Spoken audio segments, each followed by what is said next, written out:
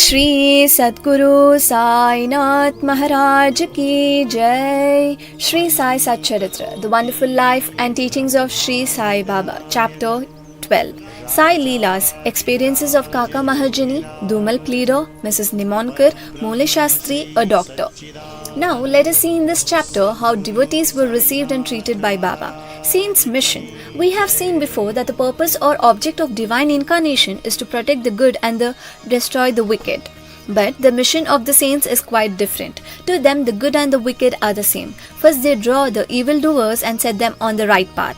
They are the Agasti, that is, a renowned Hindu saint, to destroy the Bhava Sagar, the ocean of worldly existence, or they are the sun to destroy the darkness of ignorance. The God dwells in the saints. In fact, they are not different from him.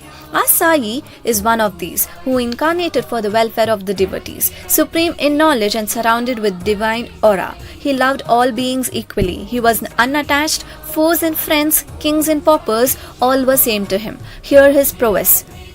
For the sake of devotees, he gave a stock of merits and was ever alert to help them. But the devotees could never approach him unless he meant to receive them. If their appointed time did not come, they did not remember Baba, and his Leelas could not reach their ears. Then how could they think of seeing him? Some men desired to see Sai Baba, but they did not get any opportunity of taking his darshan till his Mahasamadhi. There are many such persons whose desire for Baba's darshan was not thus satisfied. If these persons, believing in him, listen to his Leelas, their quest for darshan will be to a great extent satisfied by the Leelas. Even if some persons went there by sheer luck and took Baba's darshan, were they able to stay there longer? No. Nobody could there of his own accord, and nobody could stay there longer if Baba did not wish to. They could stay there so long as Baba permitted them to stay, and had to leave the place when asked to do so by him. So everything depended on Baba's divine will. Kaka Mahajani. Once Kaka Mahajani went to Shirdi from Mumbai. He wanted to stay there for 1 week and enjoy the Gokulashtami festival. As soon as he took Baba's darshan, Baba asked him, "When are you returning home?" He was rather surprised at this question, but he had to give an answer. He said that he would go home when he ordered him to do so. Then Baba said, "Go tomorrow." Baba's word was law and had to be obeyed. Kaka Mahajani therefore left Shirdi immediately. When he went to his office in Mumbai, he found his employer anxiously waiting for him. His Munim, that is the manager, suddenly fell ill. Hence, Kaka's presence was absolutely necessary. He had sent a letter to Kaka at Shirdi, which was redirected to him at Mumbai. Baba Sahib Dhumal. Now listen to another story. Once Baba Sahib Dhumal was going to Niphad for a case. On the way, he came to Shirdi, took Baba's darshan and wanted to proceed to Niphad immediately. But Baba did not permit him to do so. He made him stay at Shirdi for a week or more. In the meanwhile, the magistrate of Niphad suffered intensely from pain in his abdomen and the case was adjourned. Mr. Dhumal was then allowed to go and attend to his case. It went on for some months and was tried by 4 magistrates. Ultimately, Mr. Dhumal won the case and his client was acquitted.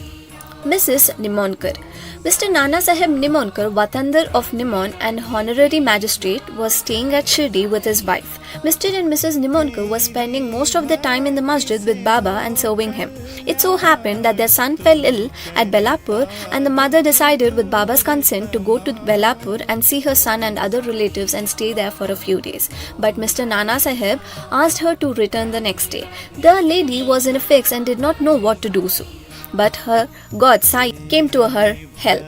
While leaving Shirdi, she went to Baba, who was standing in front of Sati's Wada with Mr. Nana Sahib and others, and prostrated at his feet and asked his permission to go. Baba said to her, Go quickly, be calm and unperturbed. Stay comfortably at Belapur for 4 days. See all your relatives and then return to Shirdi." How opportune were Baba's words. Mr. Nana Sahib's proposal was overruled by Baba's decree.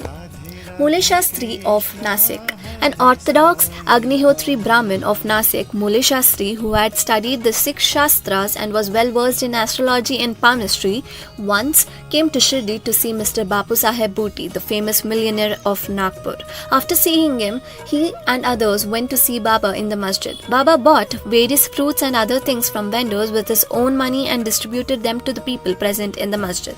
Baba used to press the mango on all the sides so skillfully that when Baba sucked it, he got all the pulp at once in his mouth and could throw away the seed. Plantains were peeled off by Baba and the pulp was distributed to the devotees, while the skins were retained by Baba for himself. Mule Shastri, as a palmist, wanted to examine Baba's palm and asked him to extend his hand. Baba ignored his request and gave 4 plantains to him. Then they all returned to the Vada and Mule Shastri bathed, wore fresh clothes and started his routine duties, viz. Agnihotra, that etc. Then Baba as usual started for Lendi and said, "Take some geru, that is a red mirri substance used to dye clothes in saffron color. We shall today don saffron colored cloth." None understood what Baba meant. Then after some time, when Baba returned and preparations for the noon aarti were being made, Bapu Saheb Jog asked Mole Shastri whether he would accompany him for the aarti. He replied that he would see Baba in the afternoon. Baba sat on his seat, was worshipped by the devotees and aarti commenced. Then Baba said, "Get some dakshina from the new Nasik Brahmin."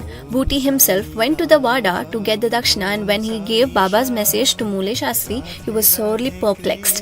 He thought in his mind, "Thus, I am a pure Agnihotri Brahmin, why should I pay dakshina? Baba may be a great saint, I am not his dependent." But since a great saint like Sai Baba was asking for dakshina through a millionaire like Bhuti, he could not refuse. So leaving his routine unfinished, he started with Bhuti for masjid. Thinking himself holy and masjid otherwise, he remained at a distance and after joining his palms threw flowers at Baba from there. Then lo, all of a sudden he saw not Baba but his late Guru Gholap Swami there. He was wonderstruck. Could this be a dream? No, it was not, as he was wide awake. But how could his late Guru Gholap be there? He was speechless for some time. He pinched himself and thought again, but could not reconcile to the fact of his late Guru Gholap being in the masjid. Ultimately, leaving aside all doubt, he went up, fell at his Guru's feet, and then stood there with folded hands. Other people sang Baba's Aarti while Mule Shastri chanted loudly his Guru's name. Then, casting off all pride of caste and sacredness, he fell at his Guru's feet and closed his eyes. When he got up and opened his eyes, he saw Baba asking for dakshina. Seeing Baba's blissful form and his inconceivable power, Mule Shastri forgot himself. He was extremely pleased. His eyes were full of tears of joy. He again saluted Baba and gave the dakshina. He said that his doubt was removed and he saw his own Guru. On seeing this wonderful Leela of Baba, all the people, including Mule Shastri, were much moved and they realized the meaning of Baba's words. "Bring geru, we shall don saffron-colored clothes." Such is the wonderful Leela of Baba. A doctor. Once a Mamlatdar came to Shirdi with a doctor friend of his. The doctor said that his deity was Ram and that he would not bow before a Mohammedan, and so he was unwilling to go to Shirdi. The Mamlatdar replied that nobody would press him to bow down, so he should come and give the pleasure of his company. Accordingly, they reached Shirdi and went to the masjid for Baba's darshan. All were wonderstruck to see the doctor going ahead and saluting Baba. They asked him how he forgot his resolve and bowed down to Musalman. Then the doctor replied that he saw his beloved deity, Ram, on the seat and he therefore prostrated himself before him. Then as he was saying this, he again saw Sai Baba there.